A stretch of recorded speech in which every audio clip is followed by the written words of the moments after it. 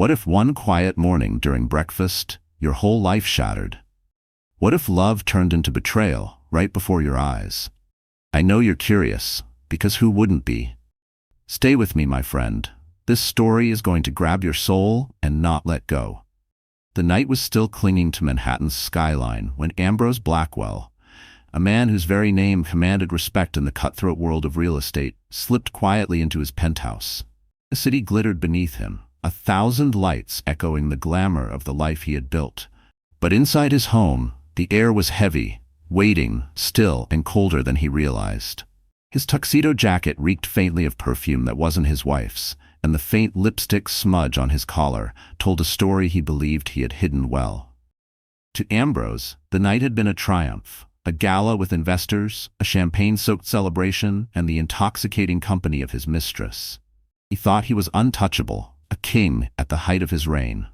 What he did not know was that his empire was about to tremble, not from the stock market, but from the fragile hands of the woman he had once vowed to love. In the kitchen, the glow of the morning sun broke through floor-to-ceiling windows, illuminating Jacqueline Blackwell's trembling fingers as they rested on a stack of papers. She was 6 months pregnant, her belly a quiet testament to promises broken, to a future that suddenly seemed uncertain.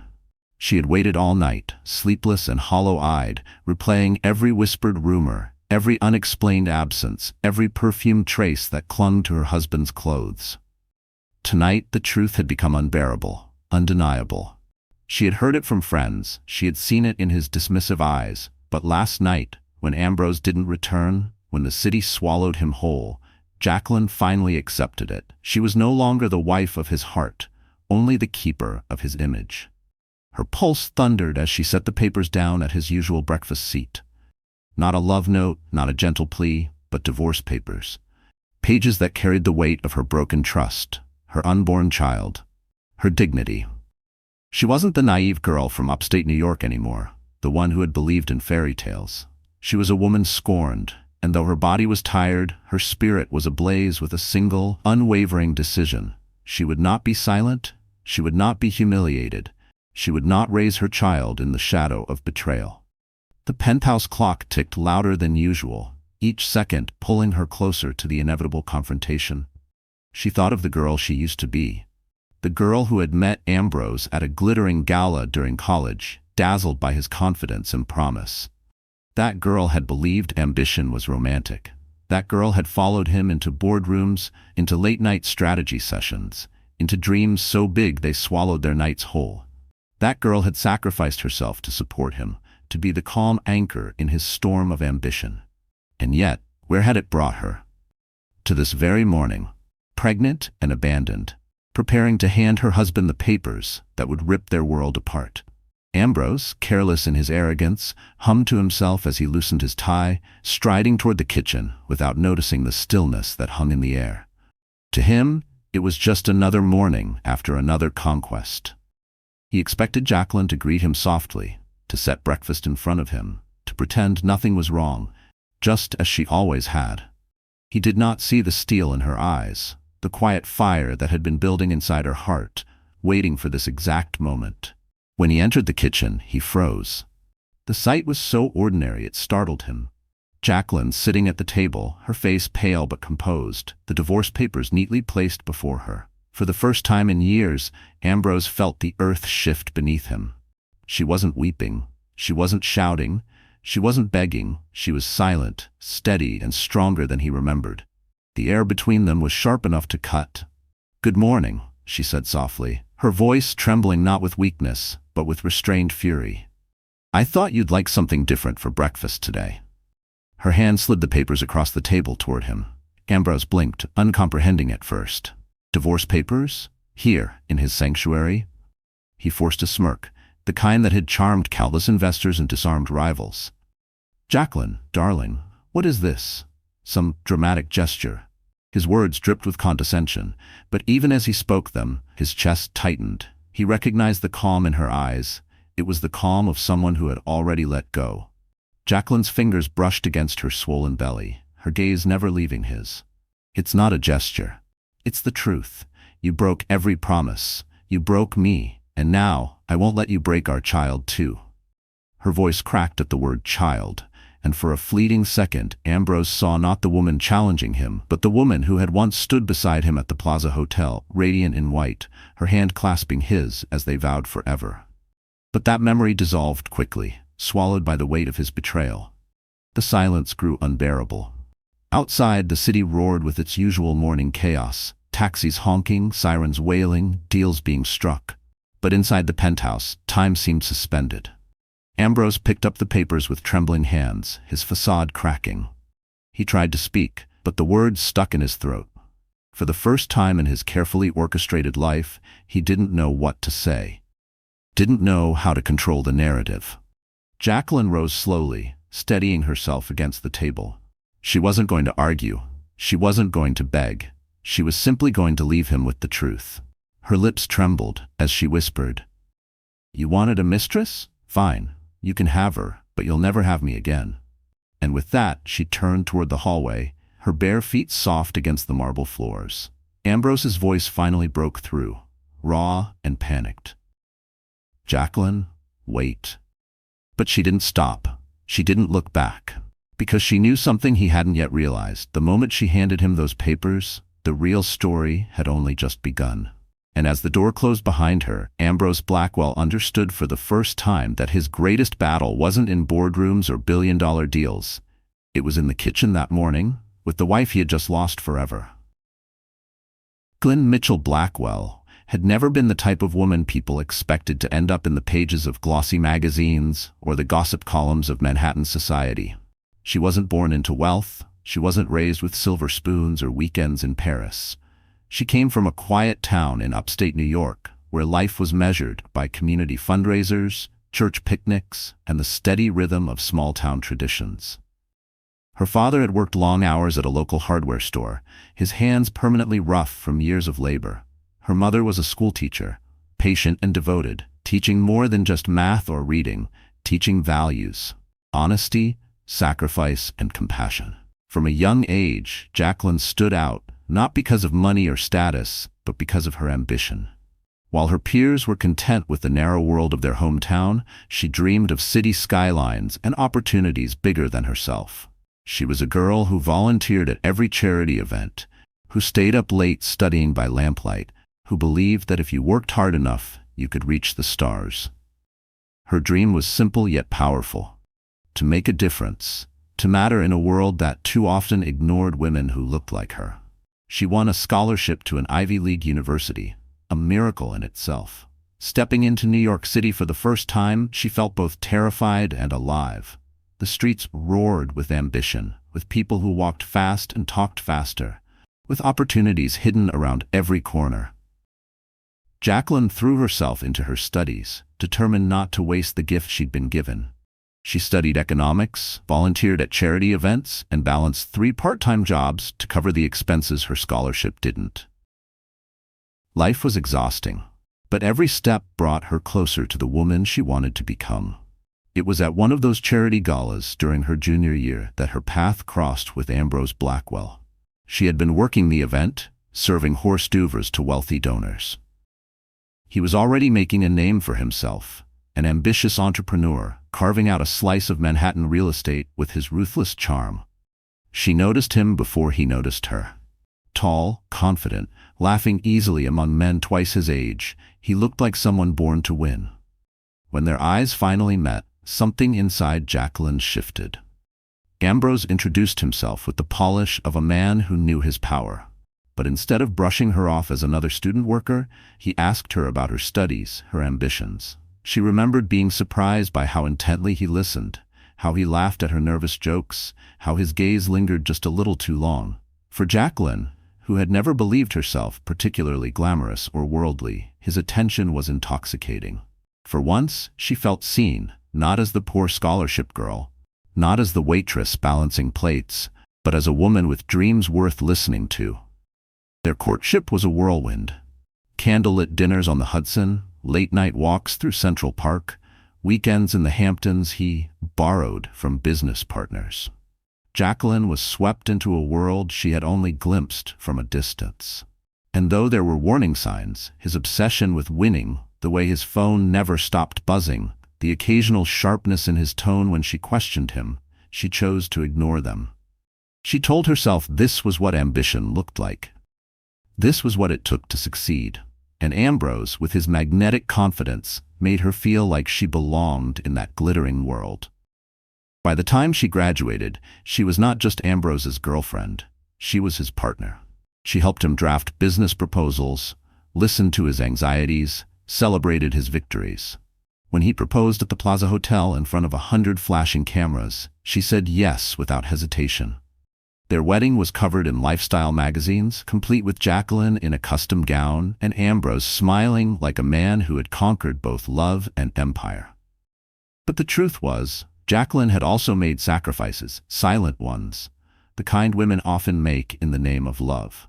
She turned down a job offer at a prestigious nonprofit to focus on their marriage. She learned how to move in his world, how to host dinners for investors, how to smile politely at women who looked at her like she didn't belong. She convinced herself that it was temporary, that her own dreams could wait, that building Ambrose's empire together was enough. Years passed, his wealth grew, his name became synonymous with power, and Jacqueline learned to live in the shadows of his ambition. Yet she never lost her softness. She still volunteered, still believed in small kindnesses. She had a way of making people feel seen, even when she herself felt invisible. But behind closed doors, cracks began to form. Ambrose stayed out later, his explanations thinner, his temper sharper. And Jacqueline, once so confident in her worth, began to question whether she mattered to him at all. When she found out she was pregnant, her heart swelled with hope. She thought maybe this would bring them closer again. Maybe Ambrose would slow down, remember the love that had once bound them. For a brief moment, it seemed true. He kissed her belly, whispered promises of being the best father, and told her they were entering a new chapter. Jacqueline believed him because she wanted to. Because love, even when bruised, clings to hope. But the reality was harsher. As her belly grew, so did his distance. As she spent nights alone, folding baby clothes and imagining a nursery, Ambrose spent nights in hotel suites, at galas, or in the arms of another woman. Jacqueline felt the shift like a knife. The way he stopped touching her, the way his eyes drifted elsewhere, the faint perfume on his suits. Each small betrayal cut deeper than the last until she could no longer ignore what was happening.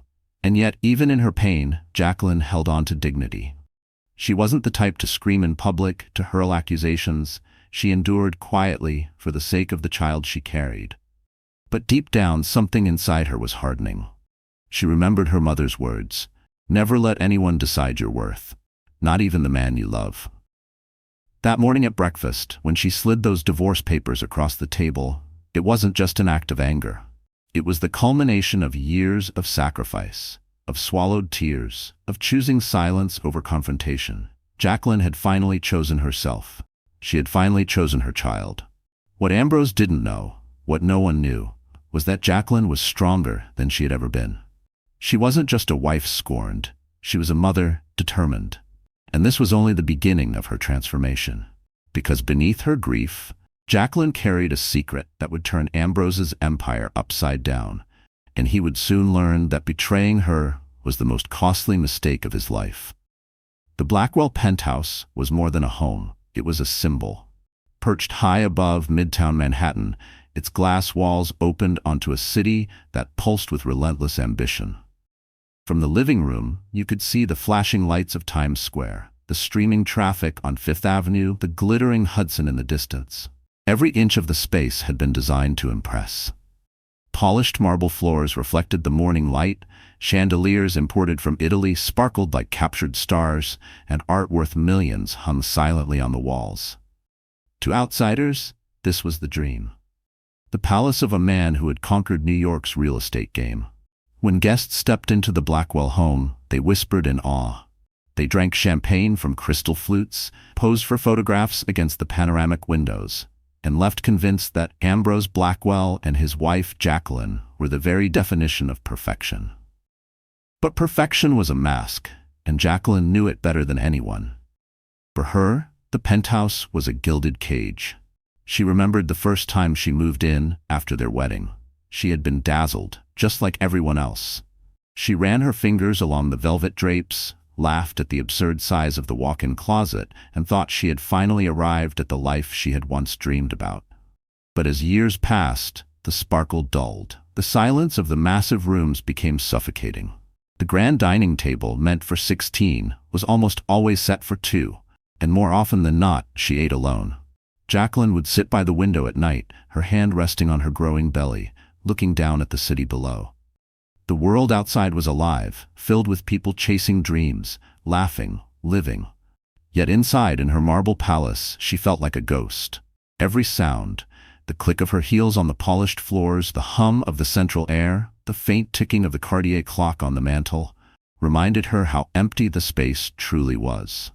The penthouse had different layers, each reflecting Ambrose's hunger for power.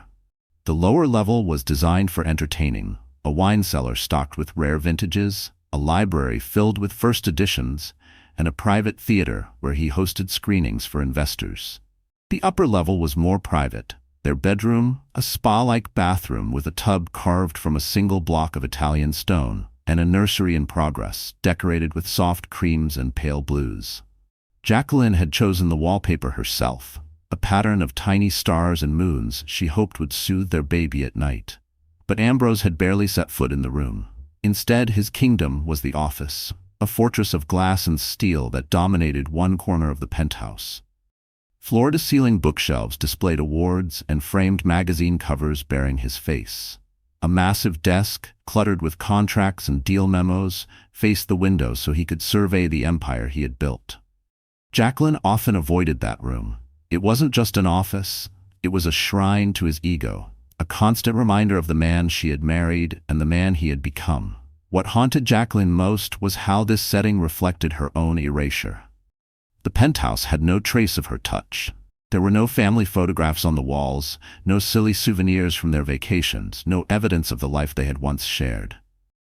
Even in the bedroom, the decor was stark, minimalist, chosen by Ambrose's designers, not by her. Sometimes she wondered if he had ever truly seen her, or if she had simply been another accessory to his rise. The irony was bitter. The city outside celebrated Ambrose as a man of vision, a builder of dreams. But inside his own home, he had built a prison for his wife. Jacqueline tried to remind herself that this wasn't always the case. There had been moments early on when laughter echoed off the walls, when their shared dreams filled the empty spaces. But those moments had faded, replaced by business dinners, whispered phone calls, and nights when Ambrose didn't come home at all. That morning, as she slid the divorce papers across the kitchen table, Jacqueline couldn't help but glance around the space one more time. The marble counters, the gleaming appliances, the vase of fresh lilies Ambrose had ordered through his assistant, not for her, but for appearances. Everything looked perfect. Too perfect. A stranger walking in might think they were the happiest couple in Manhattan. But Jacqueline knew the truth. Her mind drifted to the gala Ambrose had attended the night before. She could picture it clearly. Crystal chandeliers, gold-trimmed tables, men in tuxedos and women in gowns glittering with diamonds. That was his true setting. Not home with her, but out there, where ambition and temptation blurred into one. She imagined him smiling for cameras, whispering in the ear of the woman on his arm, his mistress, while the world applauded his success. The contrast was almost unbearable. And yet, Jacqueline realized, the setting that had once made her feel small could now become her weapon. She understood something Ambrose had forgotten. Appearances could be destroyed as quickly as they were built. He had built his empire on perception, on the illusion of being invincible, untouchable, adored. But illusions were fragile. All it took was one crack in the glass, one truth exposed, and the entire structure could shatter. She took a deep breath, her eyes scanning the skyline through the window. This city had a way of crushing people, but it also had a way of lifting them higher than they ever thought possible. Jacqueline was no longer content to be crushed. She wasn't leaving this penthouse empty-handed, nor was she leaving it defeated. She would find her strength here, in the very place that had once silenced her. Because this setting, this luxurious, cold, glittering cage, wasn't just the backdrop of her humiliation. It was about to become the stage of her rebirth. And as Ambrose stood frozen at the table, staring at the divorce papers, he had no idea that the walls of the very penthouse he adored were about to bear witness to the unraveling of his empire. Ambrose Blackwell was the kind of man people either envied or feared. To the world, he was the definition of a self-made tycoon, born with nothing, rising through grit, charm, and relentless hunger. He had built a real estate empire worth billions before turning 40, his name whispered with reverence in boardrooms from Wall Street to Hong Kong. To investors, he was magnetic. To journalists, he was a story that sold. To mistresses, he was temptation wrapped in power. But to Jacqueline, Ambrose was something else entirely, an illusion. The man she had once adored, who had wooed her with candlelight dinners and whispered dreams, was no longer there. In his place stood a man intoxicated by success, convinced he was untouchable, careless with the very foundation that had allowed him to climb so high. He had begun to treat life like one of his business deals, calculate risk, maximize gain, discard what no longer served him. Unfortunately, Jacqueline and their unborn child had become just another liability in his eyes. Ambrose loved the spotlight. He thrived on the attention of women who saw him not as a husband or father, but as a golden ticket. Among them, one figure stood out, Cassandra Ward. Cassandra was everything Jacqueline was not, at least in the shallow terms Ambrose valued. She was 27, with raven hair, a body sculpted by personal trainers, and a sharp tongue that made her seem daring in a crowd. She worked in luxury PR, orchestrating glamorous galas and product launches, which made her presence in Ambrose's orbit seem convenient. But convenience had nothing to do with it. Cassandra knew how to flatter him, how to stroke his ego until he felt invincible. And Ambrose, blinded by vanity, mistook her manipulation for admiration. To society, Cassandra was just another pretty face attached to a powerful man. But behind closed doors, she wielded influence. She whispered into Ambrose's ear that he deserved better than a wife who stayed home in maternity clothes. She laughed at his jokes, told him he was the smartest man she'd ever met, and reminded him at every opportunity that he was still young, still desirable, still unstoppable. She was poison disguised as champagne, bubbly, intoxicating, and lethal in the long run. Jacqueline had heard her name long before she saw her. Rumors in society circles traveled fast.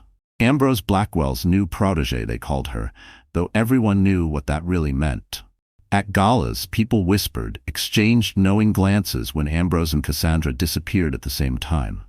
Jacqueline, humiliated but determined to preserve her dignity, ignored the whispers as long as she could. But last night, when Ambrose stayed out until dawn, the truth became impossible to ignore. Ambrose himself didn't even try to hide it anymore. That was the cruelest part.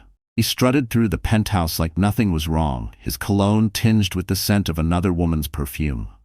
He told himself Jacqueline would never leave him, that she needed him, depended on him, couldn't survive without him. That arrogance was his downfall. The contrast between them was stark. Jacqueline, swollen with the child they had created, waiting alone in a cavernous penthouse, while Ambrose lounged in VIP booths with Cassandra, her laughter ringing in his ear. To Ambrose, Jacqueline had become invisible, her sacrifices irrelevant, her love forgotten. He convinced himself that as long as he provided financially, he owed her nothing else. Cassandra, on the other hand, played her part perfectly. She paraded herself at his side in sequined gowns, photographed at charity events, whispering promises of a glamorous future that Jacqueline could never compete with. She was bold where Jacqueline was gentle, reckless where Jacqueline was careful, shallow where Jacqueline was profound. And Ambrose, addicted to novelty, mistook her recklessness for passion. But Cassandra wasn't in love. She was strategic. She knew Ambrose's weaknesses, his ego, his need for validation, his fear of growing old and irrelevant. She fed those weaknesses daily, ensuring he stayed hooked. For her, Ambrose was a stepping stone, not a soulmate. A man with connections, wealth, and power, an opportunity wrapped in expensive suits. She never planned to grow old with him. She planned to use him until his shine dulled and then move on to the next glittering prize. Ambrose couldn't see it. He believed he was in control, that he was the hunter. But in truth, he was prey, chasing the illusion of youth, blind to the wife at home, whose quiet strength outshone any mistress's charm. In private, Ambrose began to speak of Jacqueline with contempt. "She's so dull now," he confided to a colleague one night. "All she talks about is the baby, the nursery, the doctor visits. I need excitement. I need to feel alive." His colleague nodded politely, though even he knew Ambrose was playing with fire. Cassandra smiled when she heard such words. Every insult toward Jacqueline cemented her influence. "You deserve someone who matches your energy," she purred. "Someone who understands your lifestyle." And Ambrose, blinded by vanity, believed her. Yet, even as he sank deeper into Cassandra's trap, the foundation beneath him began to crack. What Ambrose didn't realize was that Jacqueline was no longer the silent, passive woman he imagined her to be. With every insult, every absence, every night she spent alone, her resolve hardened. While he was out flaunting his mistress, Jacqueline was preparing her own quiet revenge. The antagonists of this story, Ambrose and Cassandra, believed they were writing the script. They believed Jacqueline was a background character, destined to fade. But what they failed to understand was that the true power often lies in silence. And when silence finally breaks, it does so with the force of an earthquake. Ambrose returned home that morning smug, convinced that the world was still in his palm. Cassandra had kissed him goodbye, promising another secret rendezvous, another night of reckless pleasure. He thought nothing could shake him. But when he walked into the kitchen and saw Jacqueline waiting with divorce papers, his confidence faltered for the first time in years. For the first time, Ambrose realized he wasn't the only player in the game, and he had no idea that the woman he underestimated most was about to become the very storm that would bring his empire crashing down. The morning Jacqueline handed Ambrose the divorce papers was only the beginning. Betrayal in private was painful, but betrayal in public was devastating. And for Jacqueline, the moment came faster than she expected. 2 weeks after that fateful breakfast, the Blackwells were scheduled to appear at one of Manhattan's most glamorous events, the Metropolitan Charity Gala. It was an annual tradition, the crown jewel of the city's social calendar, where CEOs, politicians, and celebrities mingled under chandeliers the size of carriages. The Blackwells had been on the guest list for years, always arriving arm in arm, the picture of elegance and power. Jacqueline dreaded it now, but appearances still mattered, and Ambrose insisted they go. He framed it as obligation. "Investors will be there," he told her, adjusting his cufflinks in front of the mirror. "We need to show unity." His voice carried the arrogance of a man who still believed he controlled the narrative. Jacqueline, still reeling from his betrayal but unwilling to give him the satisfaction of retreat, agreed. She would go, not as his accessory, but as his equal. The night of the gala, the grand hall glittered with excess. Gold-trimmed tables overflowed with orchids, waiters carried trays of champagne, and a string quartet played beneath an arch of cascading crystal. Photographers clustered at the entrance, their flashes capturing every arrival. Jacqueline wore a gown of deep emerald silk that hugged her figure, her belly now a soft curve beneath the fabric. She chose it deliberately, a reminder that she carried not just the weight of betrayal, but the promise of new life. Ambrose, in his custom tuxedo, looked every bit the conquering tycoon. To the cameras, he smiled broadly, holding Jacqueline's arm, whispering staged compliments. For a fleeting moment, Jacqueline thought perhaps he understood the importance of keeping up appearances. But the illusion shattered the moment they stepped inside. Cassandra was there. She stood near the silent auction tables, draped in scarlet sequins, her lips curved in a smile that was anything but innocent. Conversations faltered as people noticed. Whispers rippled through the crowd. Everyone knew who she was. Everyone had heard the rumors. But seeing her there, bold as daylight, was something else entirely. Jacqueline's stomach tightened, but she held her head high. She had endured enough humiliation in private. Tonight, she would not falter. Ambrose, however, seemed unfazed. He greeted acquaintances, laughed too loudly, and glanced toward Cassandra with the arrogance of a man who thought no one could touch him. The betrayal reached its peak during the auction itself. Ambrose, standing before donors and investors, announced a new real estate project. Cameras flashed, applause filled the air, and then, without hesitation, he invited Cassandra onto the stage. "Ladies and gentlemen," Ambrose declared, his hand resting lightly on her back, "meet the brilliant woman helping shape this project. Cassandra Ward. Gasps erupted. Investors exchanged uneasy glances. The mistress wasn't just in the room. She was on stage, introduced by Ambrose himself. And Jacqueline, pregnant and dignified, sat in the front row, her face illuminated by the same lights that glorified her husband's betrayal. The cruelty of it stole her breath. For years, she had been the one supporting him behind the scenes, drafting speeches, soothing his nerves, smiling at events while hiding her loneliness. And now, in front of Manhattan's elite, he discarded her for another woman, as though she were irrelevant. She felt the burn of humiliation as eyes turned toward her, some filled with pity, others with judgment. A society matron whispered too loudly, "Poor Jacqueline." A younger woman smirked. He finally upgraded. But Jacqueline refused to crumble. She clasped her clutch tighter, lifted her chin, and forced her tears back. If Ambrose thought this moment would break her, he was wrong. When the presentation ended, applause scattered uncertainly. Cassandra basked in the attention, her hand lingering on Ambrose's arm. He grinned, convinced he had made a statement of power, but in reality, he had made a spectacle of disgrace. As the night unfolded, the whispers grew. "Did you see? His wife is right there. How shameless." The very people Ambrose sought to impress now looked at him with unease, and Jacqueline, silent but steady, became the figure everyone couldn't stop glancing at.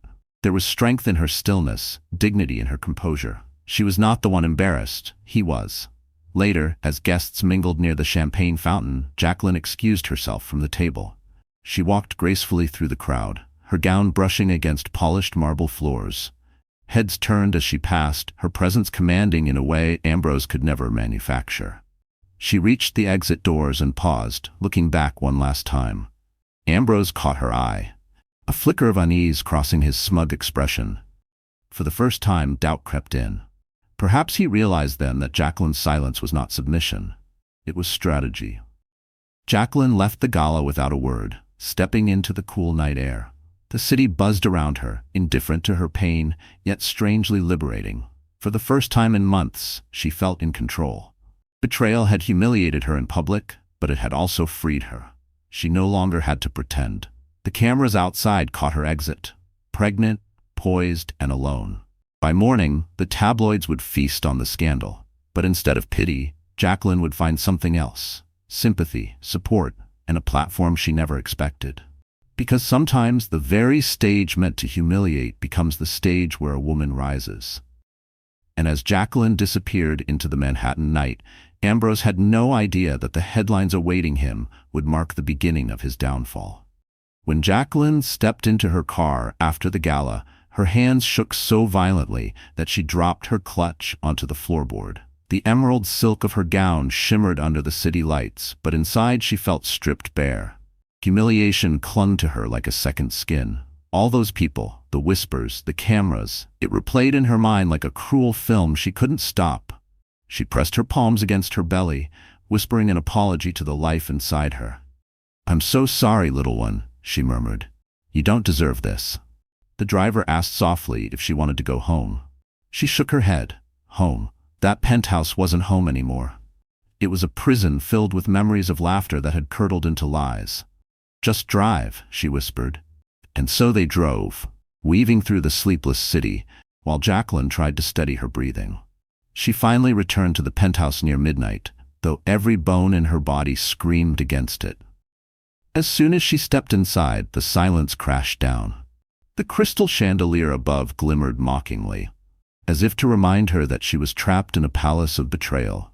She tore off her heels, her footsteps echoing across the marble as she collapsed onto the velvet sofa. Tears came then, uncontrollable and raw. For weeks she had fought to stay composed, to hide her pain behind polite smiles and steady words. But now, the dam broke. She sobbed until her throat burned, clutching a throw pillow as though it could hold her together. Her body shook, her chest heaved, and for the first time since Ambrose's betrayal, she allowed herself to fall apart. It wasn't just the public humiliation. It was everything. The years of sacrifice, the loneliness, the way she had abandoned her own dreams to build his. The moments she told herself to stay silent for the sake of peace. The hundreds of nights she fell asleep alone while he was out chasing glory. Every memory rushed back like a flood, drowning her in grief. Jacqueline thought about her parents, about the values they had instilled in her. They had raised her to be strong, to endure, to hold her head high. But in this moment she felt like she had failed them, and failed herself. She thought about the girl she used to be, the one who dreamed of making a difference in the world. Where had that girl gone? Somewhere along the way, she had buried her under layers of compromise and sacrifice, until only Ambrose's shadow remained. Her phone buzzed on the coffee table. Dozens of notifications from news outlets and gossip blogs. Headlines screamed across the screen, "Blackwell wife humiliated at gala. Mistress takes center stage. Pregnant wife watches in silence." The end of the Blackwell fairy tale? Jacqueline turned the phone face down, unable to bear another word. Her chest ached, her pulse pounded, and despair clawed at her throat. She was exhausted, more than she had ever been in her life. For a terrifying moment, she wondered if she had the strength to go on. She dragged herself to the nursery, a place that had once filled her with hope. The wallpaper of tiny stars and moons shimmered faintly in the dark. She sank into the rocking chair, resting her hands on her belly. The baby kicked gently, as if reminding her she wasn't alone. The sensation brought fresh tears to her eyes. "I don't know how to do this," she whispered into the silence. "I don't know if I'm strong enough." Her thoughts spiraled. What if Ambrose took everything? What if she ended up penniless, raising a child on her own in a city that chewed up the weak? What if the world only ever saw her as the woman who was left, the wife who wasn't enough? Fear gripped her like a vice. She had always been resilient, but betrayal had cracked her in ways she didn't know how to repair. The following days blurred together. She barely ate. She wandered the penthouse in silence, haunted by memories of a love that no longer existed. Every corner reminded her of Ambrose, his laughter in the office, his cologne lingering in the bedroom, the way he used to hold her hand at the balcony railing. Even the sound of the city below seemed cruel, a reminder that life went on while hers had crumbled. Friends called. She ignored them. Her mother's best friend left a voicemail, pleading for her to visit, but Jacqueline couldn't bear the thought of facing anyone. She felt too exposed, too fragile. It was as if the whole world had witnessed her humiliation and was waiting to see if she would rise or collapse. One evening, she stood at the window, staring at the twinkling skyline. The city had once filled her with awe. Now it mocked her. She pressed her forehead against the glass, her reflection staring back at her, pale, tired, broken. "Who are you?" she whispered. She barely recognized herself anymore. Her breakdown reached its peak the night she discovered Ambrose had given Cassandra one of her necklaces, a sapphire pendant that had been a wedding gift from her parents. She saw the photo online, Cassandra wearing it at another event, smiling smugly beside Ambrose. The betrayal cut deeper than ever. Jacqueline collapsed onto the floor, clutching her belly, her sobs echoing through the empty penthouse. It was in that moment, at her lowest point, that something inside her shifted. She realized she couldn't keep living like this. She couldn't keep drowning while Ambrose thrived. She had someone depending on her now, someone who deserved better than a broken mother. Her baby needed her to rise. Jacqueline wiped her tears, though her hands still trembled. She wasn't ready yet. She still felt shattered. But somewhere, deep in the rubble of her heart, a spark glowed faintly. A spark that whispered of survival, of strength, of transformation. And as she sat there in the dark, clutching her belly, Jacqueline had no idea that an unexpected ally was about to step into her life and ignite that spark into a fire. The morning after Jacqueline's collapse on the nursery floor, she awoke with swollen eyes and an aching body. For the first time in weeks, however, there was something new in her chest, a flicker of resolve. She sat up slowly, one hand on her belly, and whispered, "I will not let him destroy me. I will not let our child inherit this pain." Her phone buzzed again. Normally she ignored it, but this time she answered. The voice on the other end startled her. It was Daniel Whitaker, an old acquaintance from her university days. Daniel had once been a shy, studious boy who admired her from afar, but life had changed him. Now he was one of New York's most respected attorneys, known for his unshakable integrity and courtroom brilliance. "Jacqueline," he said gently, "I saw the news. I won't pretend to know all the details, but if you need someone in your corner, someone you can trust, I'm here." Her throat tightened. For weeks, she had felt utterly alone. Now, for the first time, someone was offering support without judgment. "Daniel," she whispered, "I don't even know where to begin." "Begin with the truth," he replied. "Everything Ambrose has done, everything you've endured. Don't hold back. I'll handle the rest." Jacqueline hesitated. Years of silence and self-preservation made her cautious. But something in Daniel's tone, steady, kind, certain, broke down her walls. She told him everything. The loneliness, the mistress, the humiliation at the gala, the necklace stolen from her past. By the time she finished, her voice shook with exhaustion, but Daniel's response was firm. "Jacqueline, you're stronger than you think. And Ambrose may have power, but he's not untouchable. You have more leverage than you realize." She frowned. "What do you mean?" Daniel hesitated, then lowered his voice. "Ambrose's empire isn't as clean as it looks. I've seen whispers and legal filings, loopholes, shady partnerships.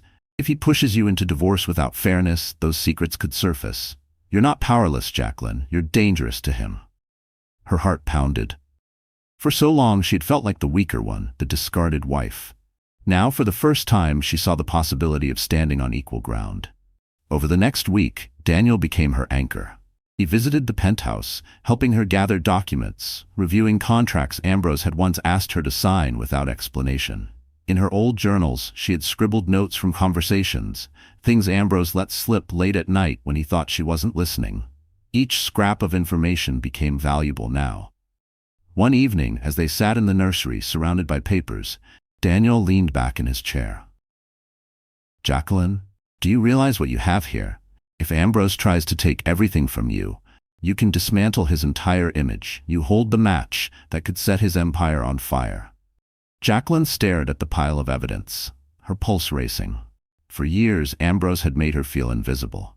But invisibility had its advantages. While he dismissed her, she had quietly absorbed details, patterns, mistakes he thought went unnoticed.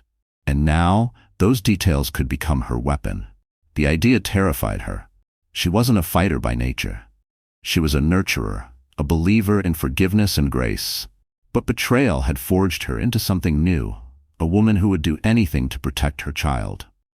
Daniel seemed to sense her fear. He reached across the table, his hand covering hers. "You don't have to become him to beat him. You just have to be brave enough to stand in the light." His words settled in her heart like a promise. She wasn't becoming Ambrose. She was becoming herself again. The woman her parents raised, the woman she had buried beneath sacrifice. Days turned into nights of preparation. Daniel coached her on what to say, how to hold her ground. Together, they built a case that could not only secure her divorce, but expose Ambrose's hypocrisy. Jacqueline began to change. She carried herself differently, her shoulders straighter, her gaze sharper. The woman who had crumbled on the nursery floor was gone. In her place stood someone reborn. But the twist wasn't only legal. Jacqueline discovered something else, something deeply personal. Late one night, Daniel admitted quietly, "Jacqueline, I don't just see you as a client. I see you as the woman I always admired, even back in college. You were light then, and you're light now, even when you don't see it." His confession stunned her. She had been invisible to Ambrose for so long that she had forgotten what it felt like to be seen. She didn't respond immediately. Her heart was still too raw, but something inside her stirred. Perhaps she wasn't unlovable. Perhaps she wasn't the discarded wife she feared she had become. Still, Jacqueline knew she had to tread carefully. Her focus wasn't romance. It was survival. It was reclaiming her life, her dignity, her child's future. Yet Daniel's presence gave her strength in ways she hadn't expected. He reminded her of the girl she used to be, the one who dreamed of making a difference, the one who believed she was worthy of love and respect. The more Ambrose flaunted his affair, the more determined Jacqueline became. She no longer cried when she saw his name in headlines with Cassandra. Instead, she saw them for what they were: distractions, smoke and mirrors. Soon, the world would see the truth. One afternoon, Jacqueline stood by the window of the penthouse, looking out at the skyline. The city no longer mocked her. It challenged her. She pressed her palm against the glass and whispered, "I'm ready." Behind her, Daniel's voice was steady. "Then let's begin. What neither of them knew was that Ambrose had already sensed the shift, and he was preparing a countermove that would test Jacqueline's courage more than ever. The woman who once hid in silence was gone. Slowly but surely, Jacqueline Blackwell was shedding the fragile shell Ambrose had forced her into, and something new, something stronger, was emerging. The change began subtly. She replaced the shapeless maternity dresses Ambrose had once mocked with elegant gowns tailored to her form, garments that celebrated her pregnancy instead of concealing it. She visited the salon for the first time in months, allowing a stylist to restore the soft chestnut waves of her hair. When she looked in the mirror afterward, she barely recognized herself. Her reflection no longer showed a woman broken by betrayal. It showed a woman reborn, glowing with both vulnerability and quiet defiance. Daniel noticed it too. When he arrived at the penthouse one afternoon, briefcase in hand, he paused, visibly struck by the sight of her. "You look powerful," he said softly. Jacqueline smiled, her hand brushing her growing belly. "I have to be," she replied, "for both of us." But her transformation wasn't just external. It was a mental rebirth. For weeks, Daniel had been guiding her through strategy sessions, teaching her how to control a narrative, how to face Ambrose without fear. At first her voice trembled, but with each rehearsal, with each affirmation, she grew steadier, sharper, fiercer. She practiced in the mirror until she could look into her own eyes and say the words that once terrified her.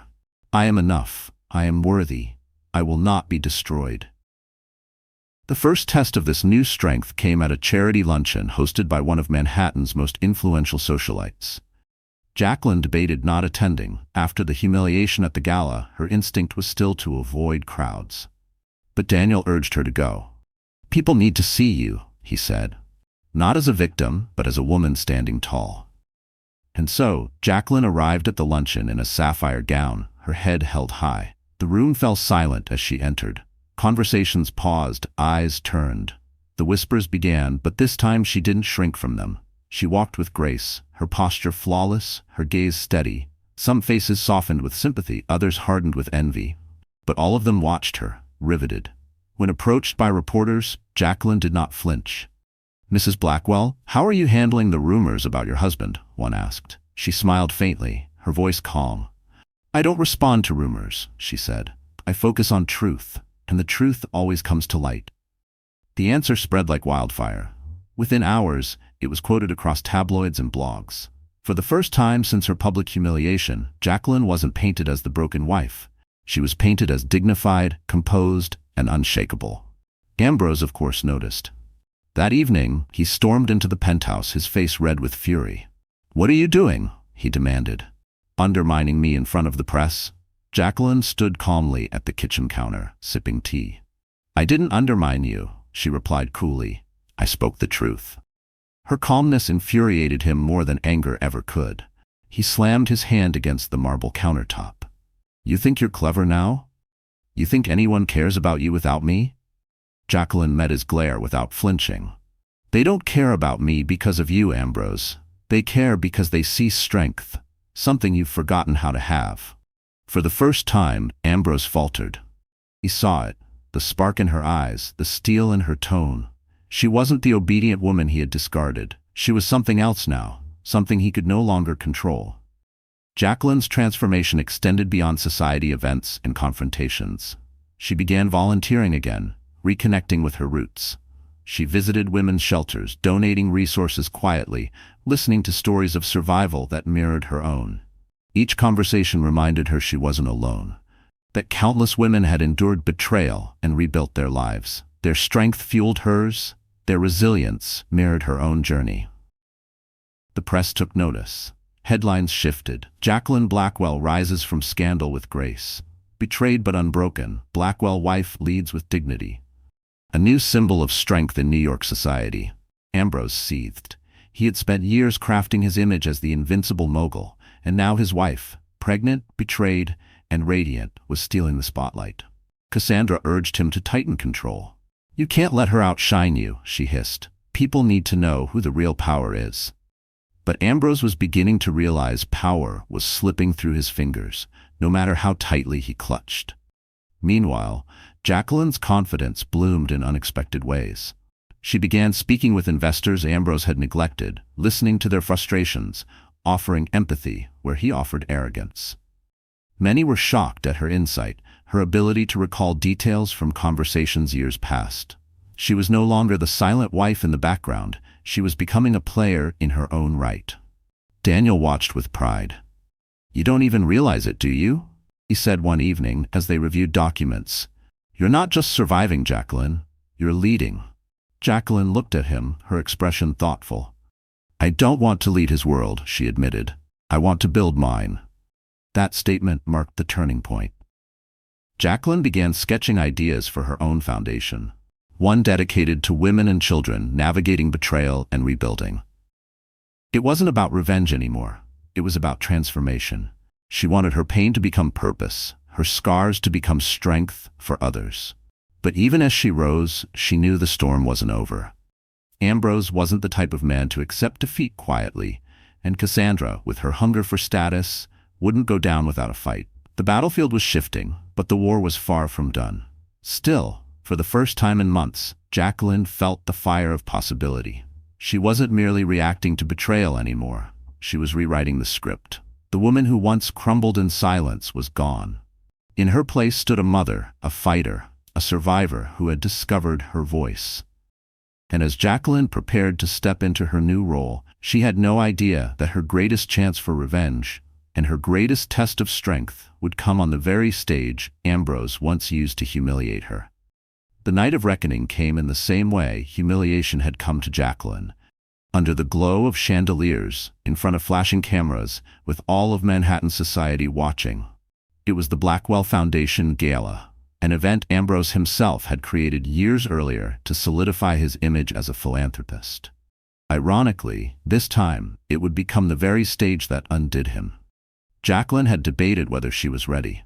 Could she really face him? Face Cassandra? Face the same crowd that once pitied her? But as she stood before her mirror that evening, smoothing the fabric of her ivory gown, she realized she wasn't walking into battle for herself alone. She was walking in for every woman who had ever been silenced, discarded, or humiliated. For her child. For her future. Daniel met her in the lobby, his expression softening when he saw her. "You're radiant," he said. She gave a small smile, steadying her breath. "Tonight," she whispered, "I stopped being his shadow." The gala pulsed with extravagance. Violins swelled, champagne flowed, diamonds glittered beneath the chandeliers. Ambrose was already there, Cassandra at his side in a gown of blood-red silk. They posed for photographs, smiling as if they owned the night. Ambrose's arrogance was unshaken. He believed the narrative was still his to control.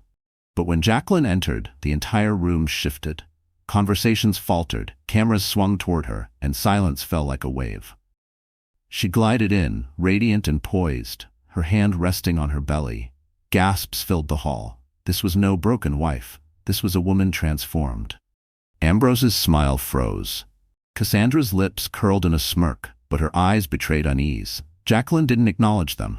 She walked straight past, commanding the attention of the crowd with grace alone. Daniel guided her toward the stage, where she was scheduled to give a speech Ambrose had arrogantly assumed would be routine, ceremonial. But Jacqueline had rewritten it. When she took the podium, the audience leaned forward. Her voice was clear, strong, carrying across the glittering room. "Good evening," she began. "Tonight, we gather for the Blackwell Foundation Gala, a tradition meant to honor compassion, dignity, and truth. But tonight, I will not deliver the speech my husband expected. Tonight, I will speak my truth." A ripple moved through the audience. Ambrose shifted in his seat, his jaw tightening. Cassandra's nails dug into his arm. Jacqueline continued. "Many of you know me as Ambrose Blackwell's wife. For years, that was my role, standing silently at his side, smiling for photographs, hosting dinners, raising our home. But behind the glitter, behind the polished marble walls of our penthouse, there was another story. A story of betrayal, of humiliation, of sacrifice unseen." Gasps echoed. Cameras flashed. Ambrose shot to his feet, hissing, "Jacqueline, enough!" But she raised her hand, her eyes locking on his with a calm that silenced him more effectively than shouting ever could. She turned back to the audience. "I was betrayed not just as a wife, but as a woman who gave up her dreams to build someone else's. Betrayed in private, and finally, betrayed in public. You all saw it. You all whispered, and I carried the weight of that silence alone. The hall was so quiet, the chandeliers seemed to hum. Jacqueline's voice steadied further.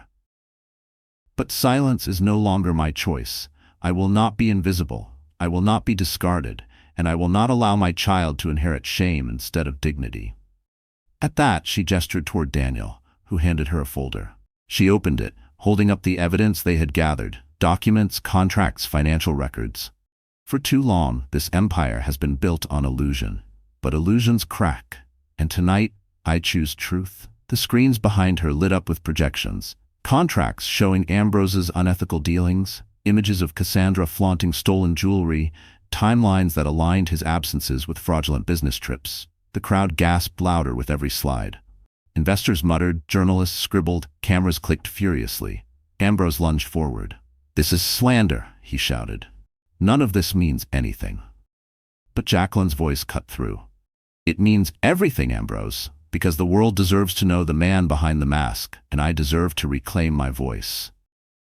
The audience erupted, not with pity this time, but with applause. Women rose to their feet, clapping, nodding, tears in their eyes.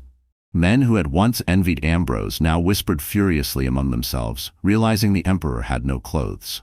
Ambrose stood frozen, his face pale, sweat forming at his temples. Cassandra tried to pull him back, but the photographers swarmed, their lenses capturing every crack in his composure. The empire he had spent years constructing was unraveling, thread by thread, under the weight of his wife's truth. Jacqueline stepped down from the podium, the applause still echoing. Daniel took her hand, steadying her as she walked past Ambrose. She paused in front of him, her eyes steady, her voice low but firm. "You thought I was weak. You thought I would disappear. But you forgot, Ambrose. Women like me don't vanish. We rise."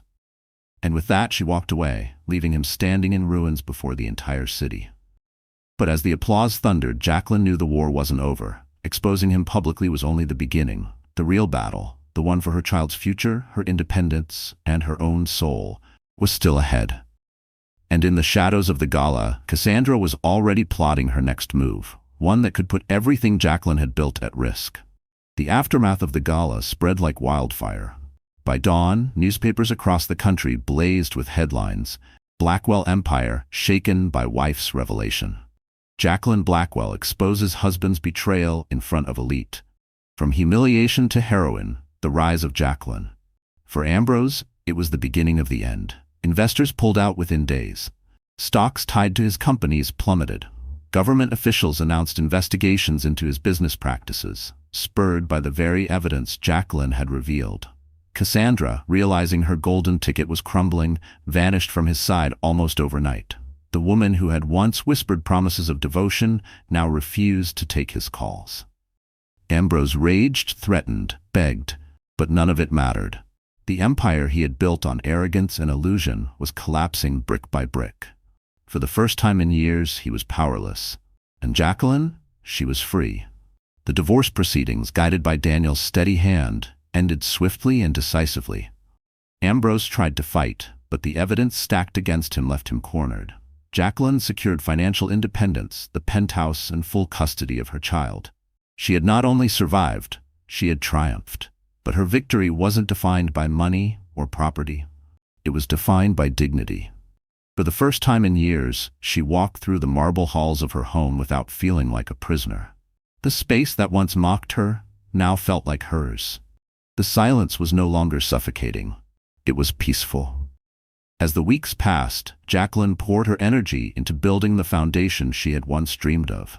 The Rising Light Foundation opened its doors, offering resources, counseling, and shelter to women facing betrayal, abandonment, and abuse. She spoke at events not as Ambrose's wife, but as Jacqueline Blackwell, a woman who had endured, fought, and risen. Her story resonated. Letters poured in from women across the country. Some wrote of their own heartbreaks. Others simply thanked her for reminding them they weren't alone. Each letter strengthened her resolve, proving that her pain had not been wasted. One spring afternoon, Jacqueline stood on a small stage at the foundation's opening ceremony. She wore a simple white dress, her baby bump now round and proud. The room was filled with supporters, survivors, and journalists. Daniel stood at the back, watching quietly, his gaze filled with pride. Jacqueline's voice was steady as she spoke. When my world fell apart, I thought I was finished. I thought betrayal had destroyed me. But I was wrong. It didn't destroy me, it revealed me. And I want every woman in this room, every woman who has ever been told she is not enough, to hear me clearly. You are not defined by someone else's betrayal. You are defined by your strength, your resilience, and your choice to rise. Applause filled the room. Tears shimmered in the eyes of strangers. And Jacqueline knew in that moment she had found her true purpose. 2 months later, she gave birth to a healthy baby boy. She named him Gabriel, after her grandfather, a man who had taught her the value of honor and courage. Holding him in her arms, she felt a peace she had long forgotten. His tiny fingers curled around hers, anchoring her to a future filled with hope. Daniel was there at the hospital, waiting in the hallway with flowers. He didn't push, didn't demand. He simply stood by her side, a quiet constant in the storm. Over time their bond deepened, not as a fairy tale rebound, but as something real, steady, and built on trust. He never tried to replace what she had lost. Instead, he helped her rediscover what she had always deserved. Ambrose, meanwhile, faded from the headlines. His empire crumbled under lawsuits and investigations. The man who once believed himself untouchable was reduced to whispers of pity. Jacqueline never spoke ill of him publicly. She didn't need to. His downfall was his own doing. Her silence toward him was not weakness, but closure. Years later, when Gabriel was old enough to ask about his father, Jacqueline answered with honesty, but without bitterness. "Your father made mistakes," she said softly, "but those mistakes don't define you. You are your own person, and you will grow with love, not lies." The transformation of Jacqueline Blackwell became more than just a story. It became a symbol. A symbol that betrayal does not end a woman's life, that silence does not mean weakness, that dignity can be reclaimed even after public humiliation. And as she stood one evening on her balcony, the skyline glittering before her, Gabriel asleep inside, she allowed herself a smile. The city that once mocked her now felt like a companion, pulsing with the same resilience she had discovered in herself. She whispered into the night, a promise for her child, for herself, and for every woman still struggling in the shadows. "I am not broken. I am not forgotten. I am free." And with that, Jacqueline Blackwell stepped fully into her new life, not as a victim of betrayal, not as the shadow of a powerful man, but as the heroine of her own story. All right, my wonderful friends, so the story has come to an end. You're still here with me, aren't you? If you stayed all the way to this moment, then something in Jacqueline's journey must have touched your heart too. Maybe it's the reminder that no matter how deep the betrayal, healing is possible. The Stoics used to say, "We suffer more in imagination than in reality." And Jacqueline proved that by rising above humiliation and choosing strength over despair. Her fall did not define her. Her rise did. And that's the lesson for us. Your pain can become your power, and your scars can be the map to someone else's survival. If this story resonated with you, do me a favor. Like this video, share it with someone who needs hope today, and don't forget to subscribe. Together, let's keep reminding each other. We are never broken, only becoming.